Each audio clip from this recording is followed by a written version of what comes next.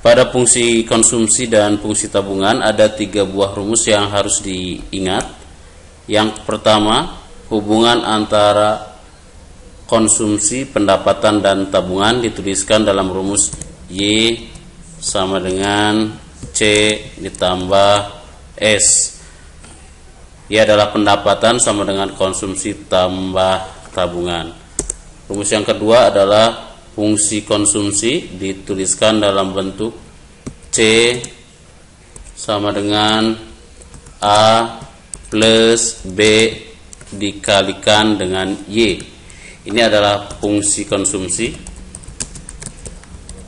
Kalau kita bicara fungsi berarti kita akan masih menggunakan variabel. Di sini ada 2 variabel, yaitu variabel C dan variabel Y. Dan kalau kita gambarkan, karena kedua variabel ini semuanya berpangkat 1, maka kita akan mendapatkan ini adalah sebagai fungsi linier. Ini fungsi konsumsi ini kalau kita gambarkan, ini digambarkan dalam sumbu yang horizontalnya sumbu Y dan sumbu vertikalnya sumbu C.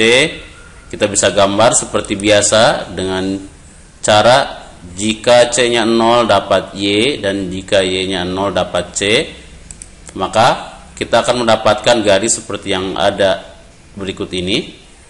Pada sumbu Y pendapatan dan pada sumbu C konsumsi. Jangan dulu diperhatikan yang S, yang vertikalnya konsumsi dan yang horizontalnya adalah pendapatan. Ini adalah fungsi konsumsi. C sama dengan A plus B dikali Y. Jika pada saat Y sama dengan C kita tidak menabung, kalau tidak menabung maka S-nya sama dengan 0, sehingga kita dapatkan Y sama dengan C. Sehingga kalau kita gambar, kita akan mendapatkan grafik yang ini. C sama dengan Y, 1 sama dengan 1, 2 sama dengan 2, dan seterusnya. Sekarang kita beralih kepada fungsi satu lagi, yaitu ada fungsi konsumsi. Ada fungsi tabungan dituliskan dalam bentuk S sama dengan minus A ditambah 1 minus B dikalikan dengan Y, di mana S adalah variabel saving atau tabungan, Y adalah variabel pendapatan. Nilai A dan B ini konstanta, sama seperti pada fungsi konsumsi. B-nya juga sama seperti pada fungsi konsumsi. Sedangkan ini adalah fungsi tabungan. Dan ini fungsi tabungan kalau kita gambarkan, kita akan gambarkan pada sumbu yang sama. Tadi kita pakai ini sebagai yang vertikalnya sumbu C dan yang horizontalnya sumbu Y. Ketika kita bicara tabungan, sekarang kita akan menggunakan sumbu yang vertikalnya ini sebagai sumbu S dan yang horizontal sebagai sumbu Y.